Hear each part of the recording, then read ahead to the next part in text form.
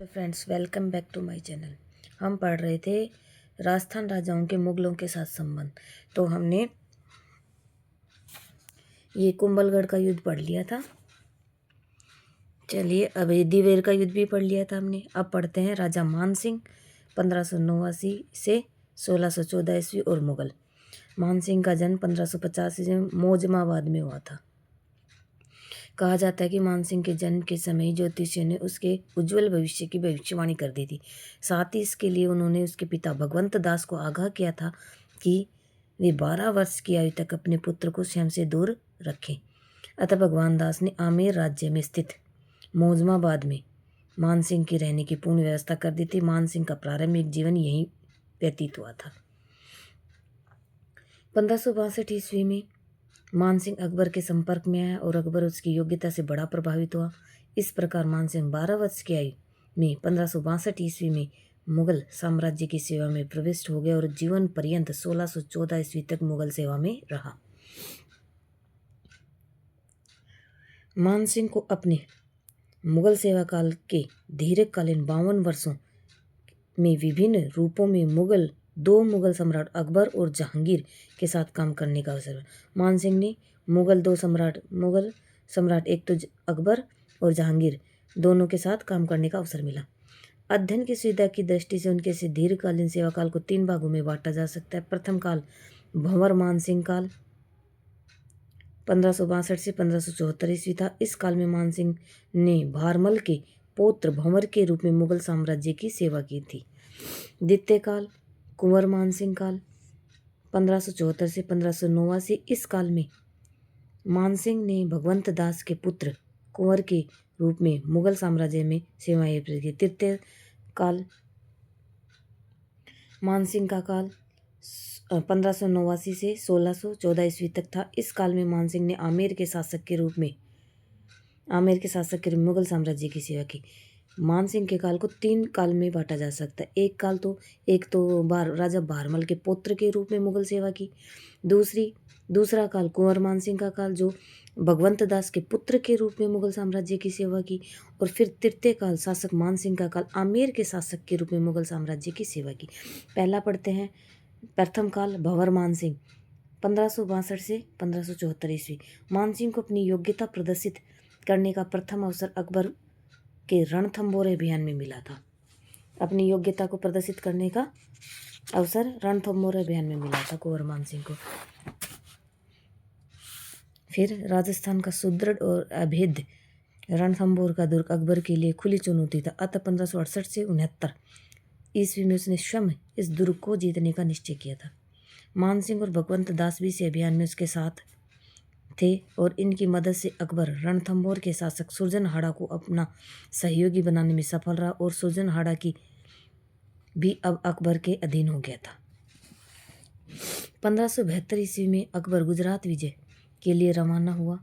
मानसिंह भी इस अभियान में अकबर के साथ था और गुजरात में शेर खां फौलादी और उनके पुत्रों ने विद्रोह कर दिया था। अकबर ने गुजरात पहुंचकर मानसिंह को इस विद्रोह के दमन का भार सौंपा था।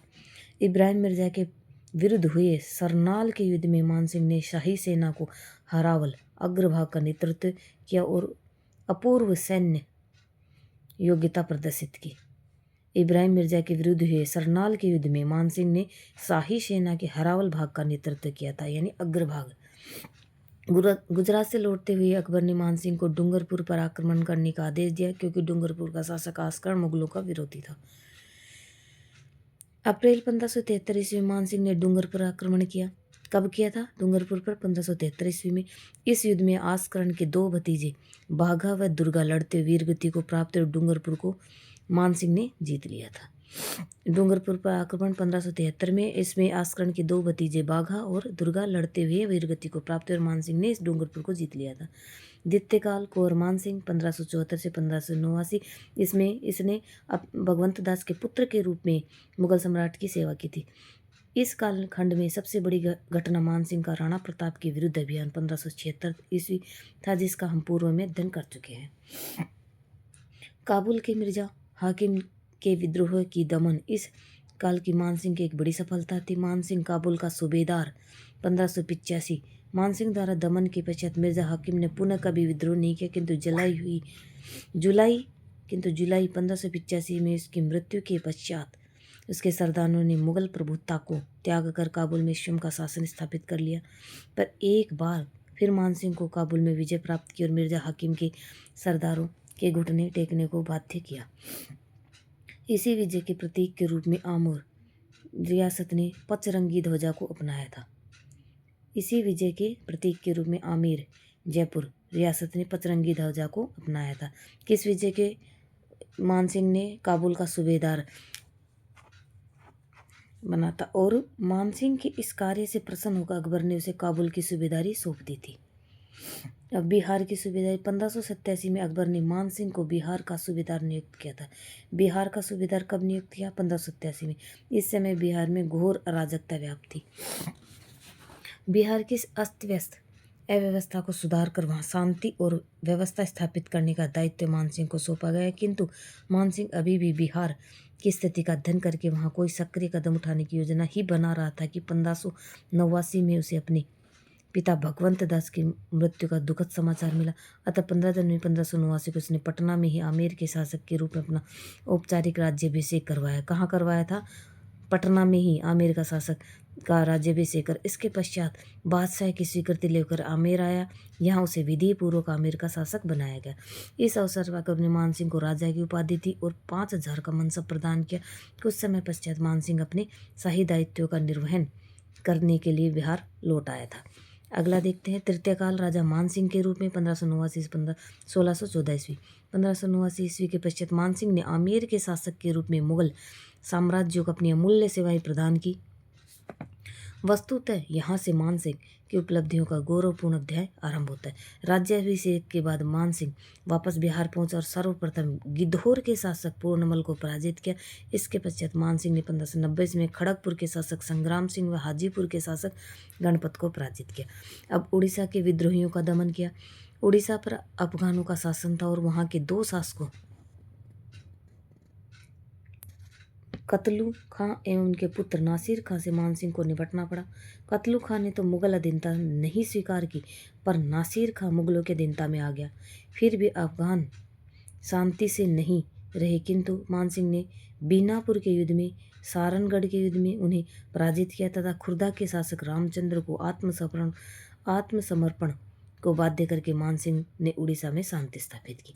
उड़ीसा को सर्वप्रथम मानसिंह ने मुगल साम्राज्य का हिस्सा बनाया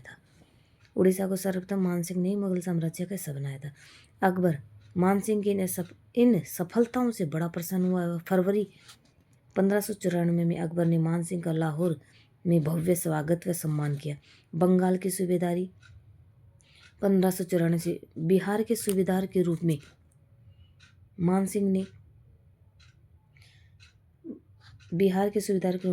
मानसिंह की सेवाओं से प्रसन्न होकर अकबर ने 17 मार्च 1594 को शहीद खां के स्थान पर मानसिंह को बंगाल का सूबेदार बना दिया और मई 1594 को मानसिंह बंगाल के लिए रवाना हुआ।